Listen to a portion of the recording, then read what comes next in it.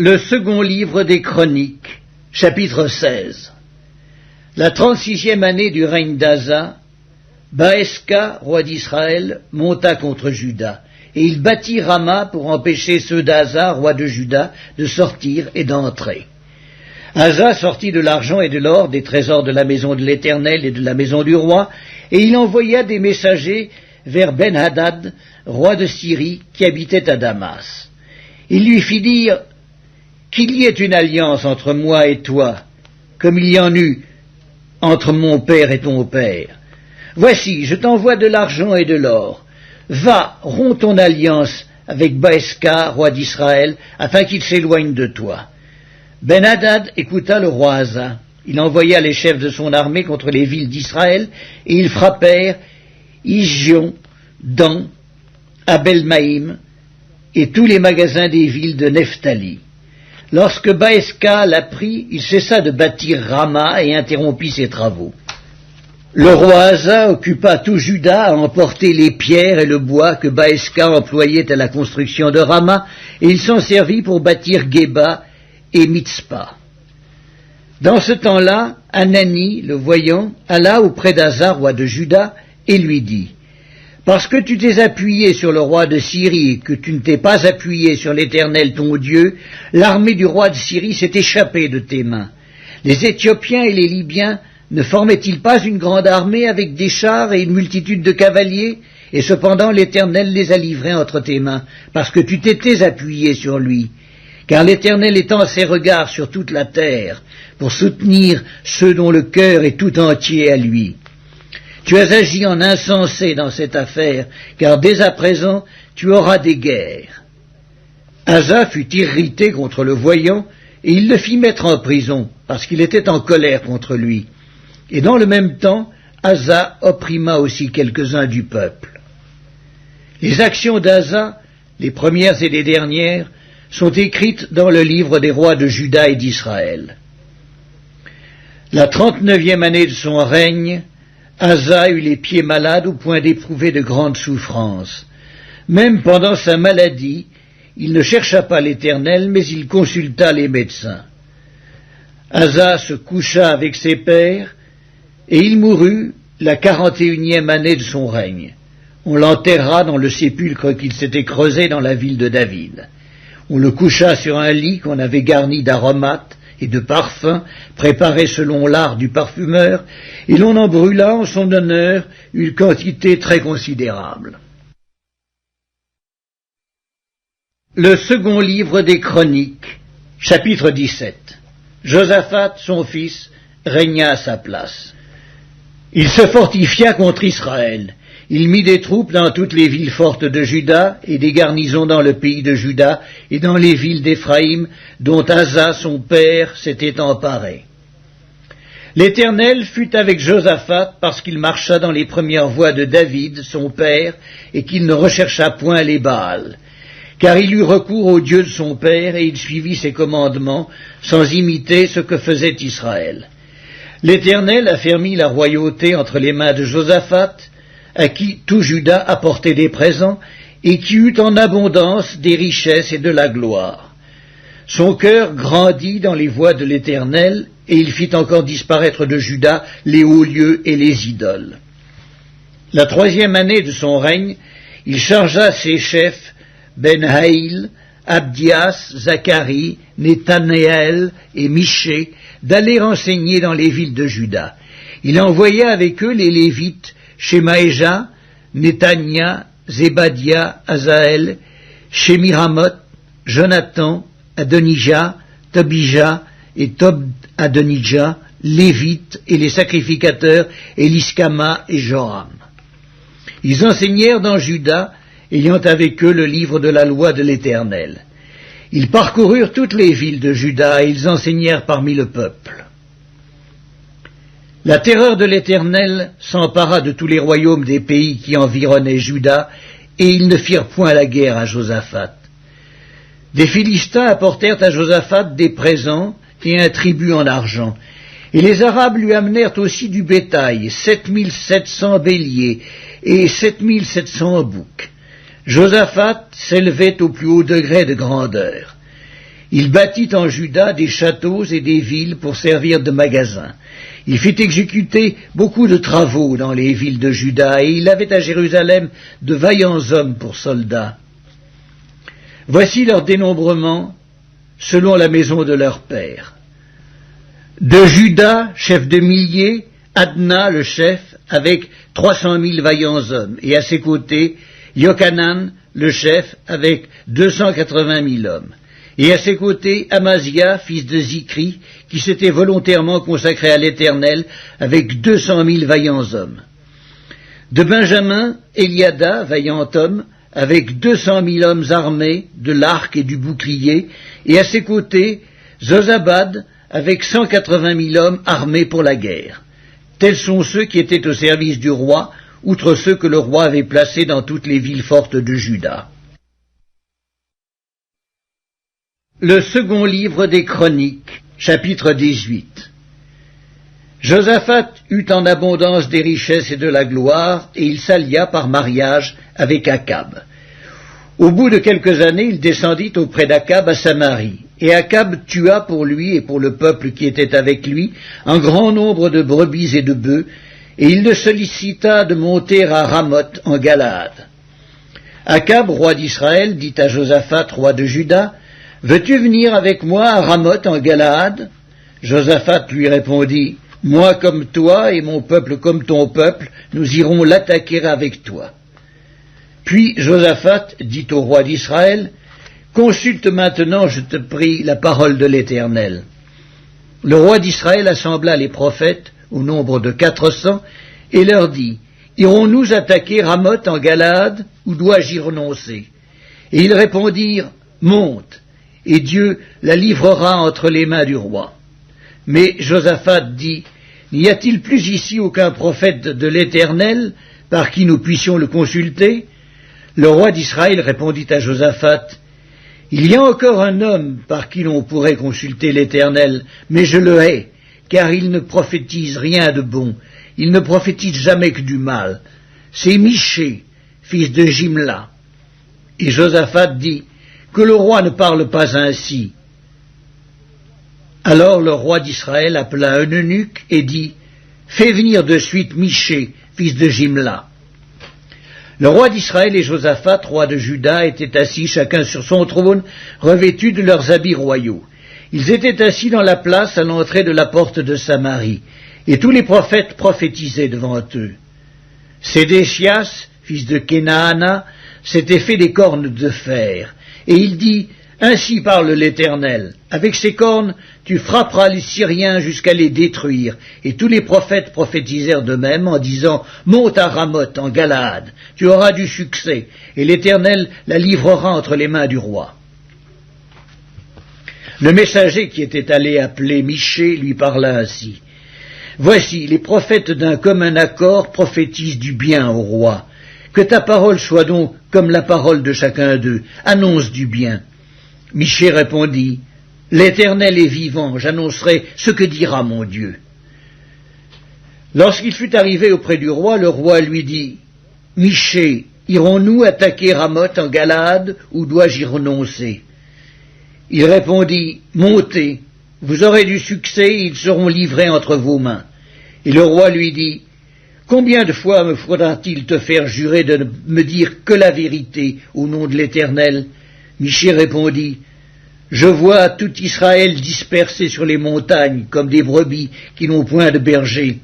Et l'Éternel dit, « Ces gens n'ont point de maître, que chacun retourne en paix dans sa maison. » Le roi d'Israël dit à Josaphat, « Ne te l'ai-je pas dit? Il ne prophétise sur moi rien de bon, il ne prophétise que du mal. » Et Michée dit, « Écoutez donc la parole de l'Éternel. J'ai vu l'Éternel assis sur son trône, et toute l'armée des cieux se tenant à sa droite et à sa gauche. Et l'Éternel dit, « Qui séduira Akab, roi d'Israël, pour qu'il monte à Ramoth en Galaad et qu'il y périsse ?» Ils répondirent, l'un d'une manière, l'autre d'une autre. Et un esprit vint se présenter devant l'Éternel et dit, « Moi, je le séduirai. » L'Éternel lui dit, « Comment ?» « Je sortirai, répondit-il, et je serai un esprit de mensonge dans la bouche de tous ses prophètes. » L'Éternel dit, « Tu le séduiras et tu en viendras à bout. Sors et fais ainsi. Et maintenant, voici, l'Éternel a mis un esprit de mensonge dans la bouche de tes prophètes qui sont là, et l'Éternel a prononcé du mal contre toi. » Alors Sédécias, fils de Kenaana, s'étant approché, frappa Michée sur la joue et dit, « Par quel chemin l'Esprit de l'Éternel est-il sorti de moi pour te parler ?» Michée répondit, « Tu le verras au jour où tu iras de chambre en chambre pour te cacher. » Le roi d'Israël dit, « Prenez Michée et emmenez-le vers Amon, chef de la ville, et vers Joas, fils du roi. Vous direz, ainsi parle le roi, mettez cet homme en prison et nourrissez-le du pain et de l'eau d'affliction, jusqu'à ce que je revienne en paix. » Et Michée dit, « Si tu reviens en paix, l'Éternel n'a point parlé par moi. » Il dit encore, « Vous tous, peuple, entendez. » Le roi d'Israël et Josaphat, roi de Juda, montèrent à Ramoth en Galaad. Le roi d'Israël dit à Josaphat, « Je veux me déguiser pour aller au combat, mais toi, revêts-toi de tes habits. » Et le roi d'Israël se déguisa, et ils allèrent au combat. Le roi de Syrie avait donné cet ordre au chef de ses chars. « Vous n'attaquerez ni petit ni grand, mais vous attaquerez seulement le roi d'Israël. » Quand les chefs des chars aperçurent Josaphat, ils dirent, « C'est le roi d'Israël !» Et ils l'entourèrent pour l'attaquer. Josaphat poussa un cri, et l'Éternel le secourut, et Dieu les écarta de lui. Les chefs des chars, voyant que ce n'était pas le roi d'Israël, s'éloignèrent de lui. Alors un homme tira de son arc au hasard, et frappa le roi d'Israël au défaut de la cuirasse. Le roi dit à celui qui dirigeait son char, « Tourne, et fais-moi sortir du champ de bataille, car je suis blessé. » Le combat devint acharné ce jour-là. Le roi d'Israël fut retenu dans son char, en face des Syriens, jusqu'au soir, et il mourut vers le coucher du soleil. Le second livre des Chroniques, chapitre 19. Josaphat, roi de Juda, revint en paix dans sa maison à Jérusalem. Jéhu, fils de Hanani, le prophète, alla au-devant de lui. Et il dit au roi Josaphat, « Doit-on secourir le méchant, et aimes-tu ceux qui haïssent l'Éternel? À cause de cela, l'Éternel est irrité contre toi. Mais il s'est trouvé de bonnes choses en toi, car tu as fait disparaître du pays les idoles, et tu as appliqué ton cœur à chercher Dieu. » Josaphat resta à Jérusalem. Puis il fit encore une tournée parmi le peuple, depuis Beer-Shéba jusqu'à la montagne d'Éphraïm, et il les ramena à l'Éternel, le Dieu de leur père. Il établit des juges dans toutes les villes fortes du pays de Juda, dans chaque ville. Et il dit aux juges, « Prenez garde à ce que vous ferez, car ce n'est pas pour les hommes que vous prononcerez des jugements, c'est pour l'Éternel qui sera près de vous quand vous les prononcerez. Maintenant que la crainte de l'Éternel soit sur vous. Veillez sur vos actes, car il n'y a chez l'Éternel notre Dieu ni iniquité, ni égard pour l'apparence des personnes, ni acceptation de présents. » Quand on fut de retour à Jérusalem, Josaphat y établit aussi, pour les jugements de l'Éternel et pour les contestations, des Lévites, des sacrificateurs et des chefs de maison paternelle d'Israël. Et voici les ordres qu'il leur donna. Vous agirez de la manière suivante, dans la crainte de l'Éternel, avec fidélité et avec intégrité de cœur. Dans toute contestation qui vous sera soumise par vos frères, établis dans leur ville, relativement à un meurtre, à une loi, à un commandement, à des préceptes et à des ordonnances, vous les éclairerez afin qu'ils ne se rendent pas coupables envers l'Éternel, et que sa colère n'éclate pas sur vous et sur vos frères. C'est ainsi que vous agirez, et vous ne serez point coupables. Et voici, vous avez à votre tête Amaria, le souverain sacrificateur, pour toutes les affaires de l'Éternel, et Zébadia, fils d'Ismaël, chef de la maison de Juda, pour toutes les affaires du roi. Et vous avez devant vous des Lévites, comme magistrats. Fortifiez-vous et agissez, et que l'Éternel soit avec celui qui fera le bien. Le second livre des Chroniques, chapitre 20. Après cela, les fils de Moab et les fils d'Ammon, et avec eux des Maonites, marchèrent contre Josaphat pour lui faire la guerre. On vint en informer Josaphat en disant « Une multitude nombreuse s'avance contre toi depuis l'autre côté de la mer, depuis la Syrie, et ils sont à Hatsatzon Tamar, qui est en En-Gedi. » Dans sa frayeur, Josaphat se disposa à chercher l'Éternel, et il publia un jeûne pour tout Juda.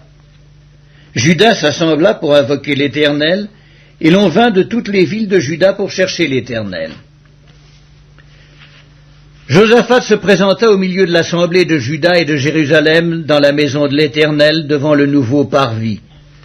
Et il dit, « Éternel, Dieu de nos pères, n'es-tu pas Dieu dans les cieux, et n'est-ce pas toi qui domines sur tous les royaumes des nations? N'est-ce pas toi qui as en main la force et la puissance, et à qui nul ne peut résister? N'est-ce pas toi, ô notre Dieu, qui as chassé les habitants de ce pays devant ton peuple d'Israël, et qui l'as donné pour toujours à la postérité d'Abraham, qui t'aimait? Ils l'ont habité, et ils t'y ont bâti un sanctuaire pour ton nom, en disant, « S'il nous survient quelque calamité, l'épée, le jugement, la peste ou la famine, nous nous présenterons devant cette maison et devant toi, car ton nom est dans cette maison. Nous crierons à toi du sein de notre détresse, et tu exauceras, et tu sauveras.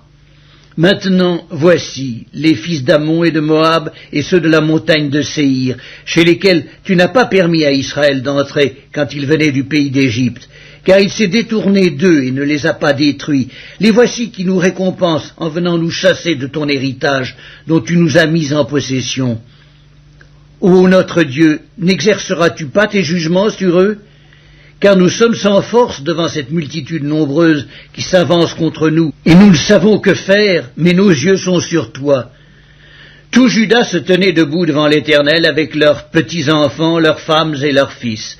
Alors l'Esprit de l'Éternel saisit au milieu de l'assemblée Zachaziel, fils de Zacharie, fils de Benaja, fils de Jéhiel, fils de Mattania, lévite, d'entre les fils d'Asaph.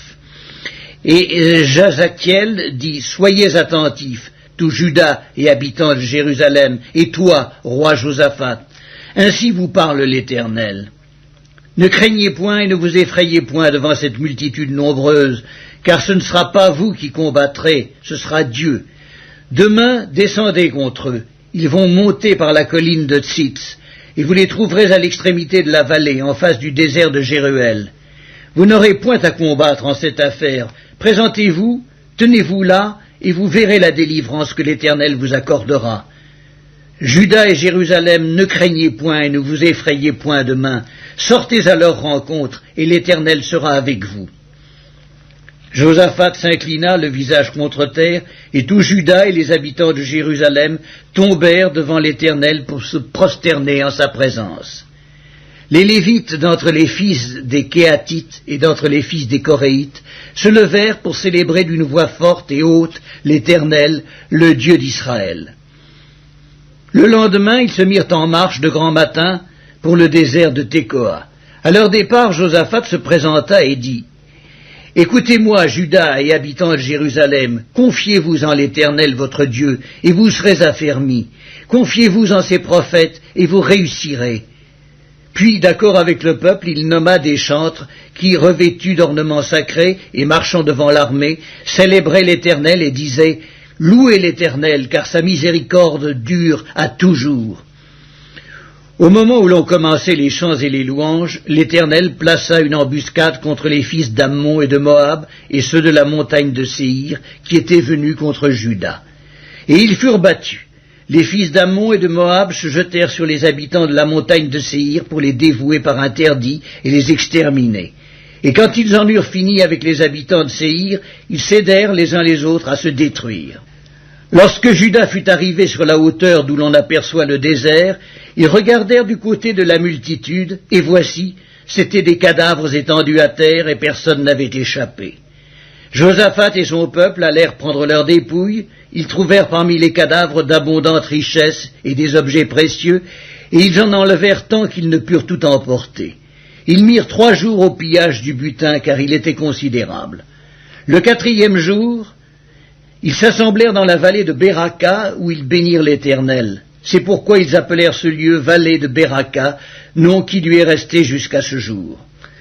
Tous les hommes de Juda et de Jérusalem, ayant à leur tête Josaphat, partirent joyeux pour retourner à Jérusalem, car l'Éternel les avait remplis de joie en les délivrant de leurs ennemis.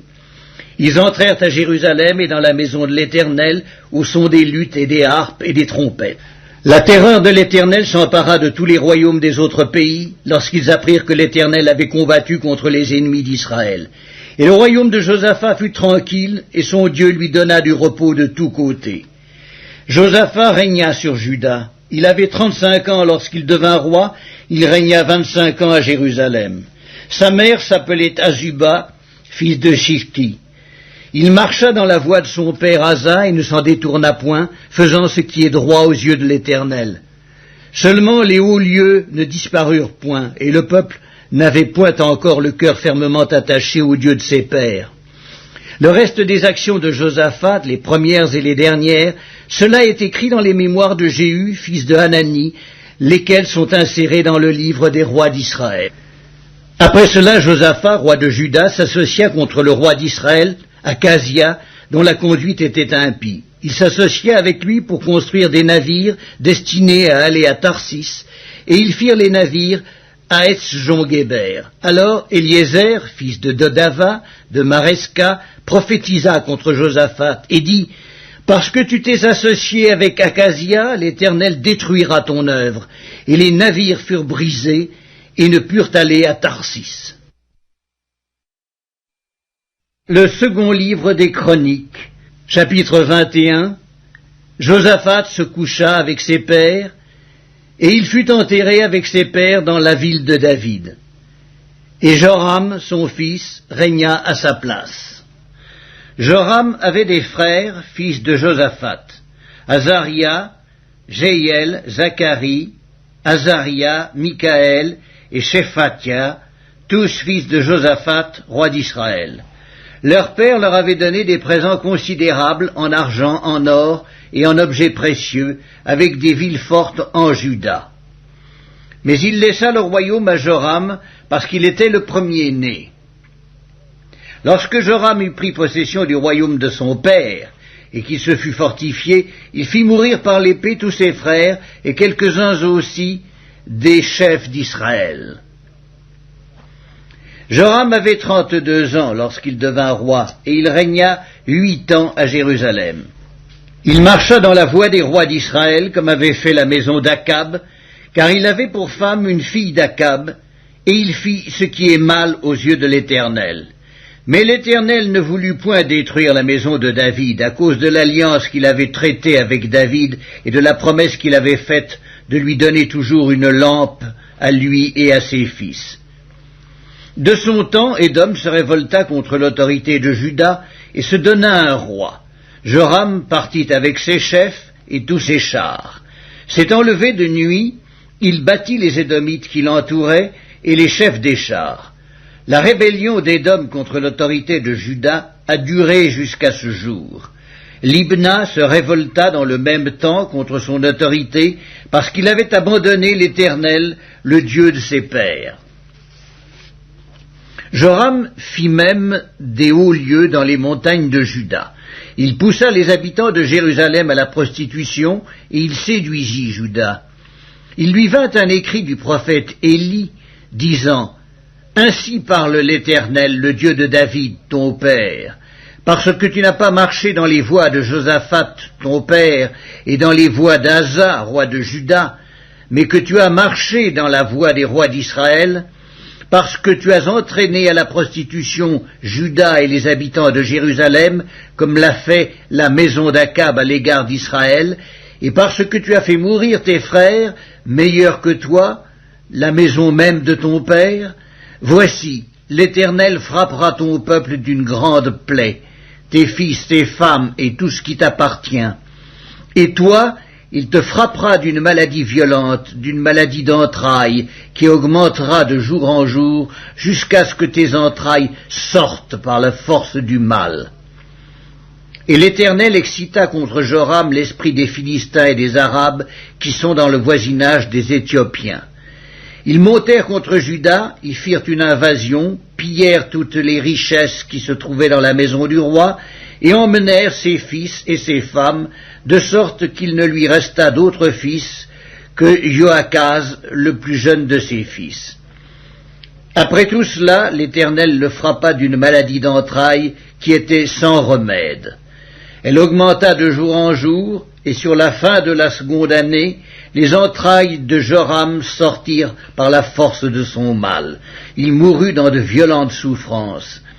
Et son peuple ne brûla point de parfum en son honneur, comme il l'avait fait pour ses pères. Il avait 32 ans lorsqu'il devint roi, et il régna 8 ans à Jérusalem.